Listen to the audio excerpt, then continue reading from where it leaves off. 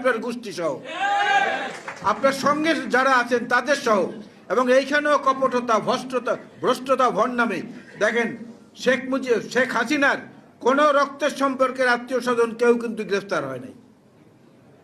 এবং 5ই আগস্টে পতনের ঘোষণা এসেছে, ওনার পলায়নের ঘোষণা এসেছে, ওনার আত্মীয় স্বজনরা চলে গেছে কিন্তু 2 তারিখে, 3 তারিখে, 1 তারিখে আগে ভাগে।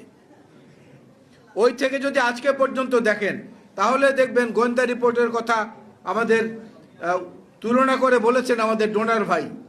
এই যে ওসমান হাদিকে গুলি করার পরে সীমান্ত দিয়ে যারা চলে গেলেন, সেই সীমান্তের ওই পারে গোয়েন্দা তথ্যের ভিত্তিতে আমি বলেছি, সীমান্তের ওই পারে হাদিকে লক্ষ্য করে যারা গুলিবর্ষণ করেছেন তাদেরকে রিসিভ করেছে জাহাঙ্গীর কবির নানকের এপিএস মাসুদুর রহমান বিপ্লব, এবং সেখান থেকে তাকে সুন্দরভাবে নিরিবিলিভাবে নিয়ে গেছে।